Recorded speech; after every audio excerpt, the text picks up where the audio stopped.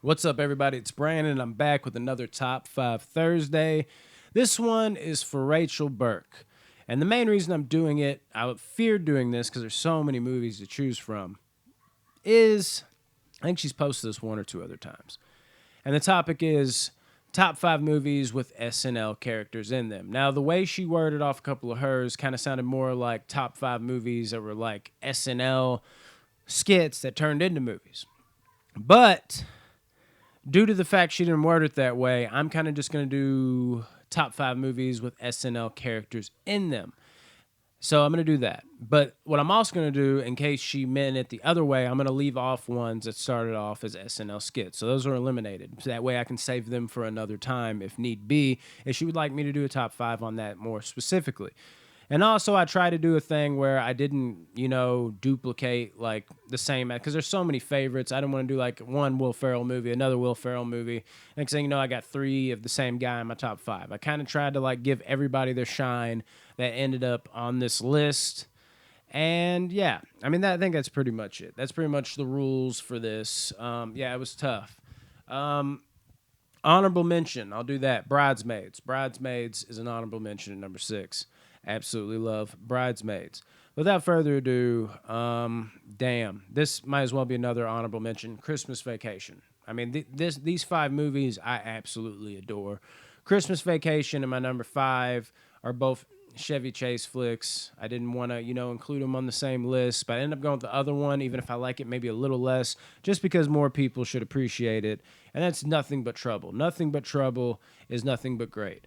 This is a movie that has always been unfairly scrutinized to me. Now, it's a comedy, but it's not really like their other comedies. It's almost like a horror, fucked up, gross, nasty, crazy, fucking shit show, acid trip dream of a comedy. Like, it's not what you normally would get from an SNL team. But I mean, it still has Chevy Chase, it has Dan Aykroyd, it has other greats, like Demi Moore, the late great John Candy, you name it. Tupac's even in this movie, another late great. He pops up before he was even Tupac. This is when he was with why am I blank on his name? Rapper with the big weird nose and shit. With that all around the world same song, however that track goes, they're jamming with that. And Dan Aykroyd, speaking of nasty, looks downright nasty in this movie. He's like the judge. It's this movie where Chevy Chase and Demi Moore, they're traveling and they end up, where they end up, which is just fucking nightmare. Where they're in this town that Dan Aykroyd rules over, and it is just a fucking shit show of a movie, but like in all the best ways. Like, there's not really another movie like Nothing But Trouble. I like all like the practical effects and set designs, more set designs, I should say, and just the whole look of like this like mansion, and just all the out there weirdness of it. I just love it. I eat this movie up. I always have, and I think it's gotten better with age, honestly. If you know what you're getting into, I think you can really love some Nothing But Trouble. And it's different. It's not the safe play. It's something else that maybe not everybody would try. And I believe Dan Aykroyd even directed it or wrote it or some shit like that. So very cool on him to try that. And surprisingly, I'm not that big of a Dan Aykroyd fan. Don't hate him. I've just never been a huge fan like so many others. Still, amazing. Hats off to him for this movie. At number 4... another late great. Damn. Chris Farley. But it's not going to be what you think. It's not Tommy Boy, and it's not even Black Sheep. It's Beverly Hills Ninja. For me, this one's always been his best. Mainly because I also happen to love ninjas and martial arts. And Liu Kang, Robin Chow, anybody, is the brother. As a kid, I just wore this movie out. It was like, do I have the funny movie where it's just normal comedy, or do I have the funny movie with like kung fu and all that? I chose this movie every fucking time over Tommy Boy. And over the years, it really is like just as funny to me. So many fucking quotable lines, so many amazing moments of fucking Chris Farley just being amazing. You know what I mean? Doing his like patented physical comedy, the yelling, all that is there. So many good moments. I love the fucking scene where he fucking ties the knot around his head where he can't see, and he's like, I'll retrace from memory where we went, because he was blindfolded the first time he went there, and Chris Rock's in it too. He's the one driving. He's like taking him through a car wash, and he's like, you've led us astray. Like he thinks they're like underwater. It's like the fucking thing that wipes off your car. He thinks it's like fucking tentacles around his neck. Just great shit. They end up on like a fucking railroad, not a railroad track. What the fuck? Racetrack with like horses, and he's like, I don't remember hearing thunder. Like all that shit. Eat it up, dude. Every time he comes to the hotel, because, you know, he's a ninja and what have you, like he's going into a dojo, he takes his shoes off. Every time he comes back for his shoes, they're gone because, like, the guy that cleans up outside keeps sweeping them up. He's like, who keeps taking my shoes? It's great. Great physical comedy. Great fucking movie. And some decent kung fu in there, too, for, like, a martial arts movie. Of Chris Farley, I might add. Like, clearly not a stunt double. Like, he's actually throwing around these acrobatic kicks and shit, which is part of what makes Chris Farley great. Like how agile and how like nimble he was for a big man only helped with like that physical comedy that much more. He was just fun to watch, man. Great fucking movie. I love Beverly Hills Ninja. And yeah, this won't be a popular list. At number 3, Anchorman. Anchorman's got to be on here. This is maybe Will Ferrell's best. It's on here, so you'd think that, but I got like a 3-way tie going with this. I have a love-hate relationship with Will Ferrell, but the ones I love, I absolutely love.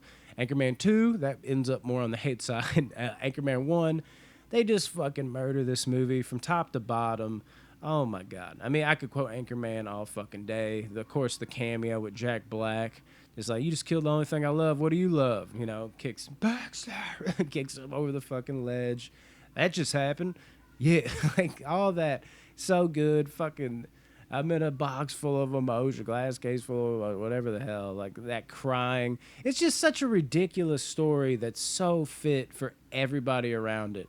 And the fact that like they take it so serious makes it funny. Like it doesn't feel like they're even joking sometimes. It feels like they're just dead ass serious, but that's what makes it hilarious. Little creative choices like that really made this comedy stand out. It's so fucking good, dude. And I'm telling you, it works 100% of the, or was it 60% of the time, 100%? But I don't remember. I'm not good with this shit, I guess, because I'm blowing it right now. You know what the fuck I'm saying. Mr. Fontana just going on a spiel there. Smells like Bigfoot's dick. So many lines that you could quote from this movie. One of the most quotable comedies there is. It's got to be on there for me at number 3. At number 2, what is this? Not even a comedy at all. But we're going to talk about some Bill Hader in a little role called It. I don't know if you noticed Pennywise back there. It, Chapter 2. Him as Richie Tozier was fucking phenomenal. It was perfect. The casting was amazing. Like, it was just fine as is. Just the look would have got him by. But him coming into the movie and giving the performance that he did, it was deep. It was legit. And I always love it when comedic actors kind of step out of their comfort zone, which Hader has done this to some degree before. But to see that on, like, the big stage where everybody's watching, you know, he knows he could fail because this is a huge movie. He doesn't do that at all. He's easily the standout of It Chapter 2, and a lot of people shit on It Chapter 2. But It Chapter 2, to me, is just as good as the first chapter, if not better. I absolutely love it, but I'm also a sucker for Pennywise. I love the It franchise. Well, I shouldn't say that. See, I always talk about franchises in threes, but I think it's really technically 4, but you know what, sue me.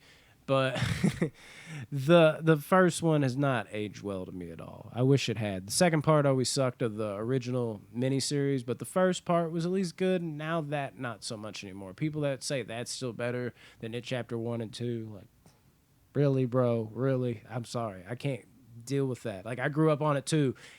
No amount of nostalgia will make it better than these. These delivered just as well, and they're not guilty pleasures. They're actually legit movies, other than the overuse of CGI. But come on, nothing's perfect, right? Still amazing, and still amazing because of Bill Hader and the emotion he gave at the end of that movie when Eddie, spoiler alert, succumbed to his wounds and passed away just like he did in the miniseries. Yeah, that was great. Like, we can't leave him here. And then, like, when they all kind of hold him in that little fucking quarry that they've been jumping into, it's just magical, man. Great movie. And honestly, I felt the need to put it on here because you would only expect it to be comedies, right? So, bang. Something a little different, which obviously I've mentioned on this list. I like something a little different. So why not have something a little different when it comes to the list?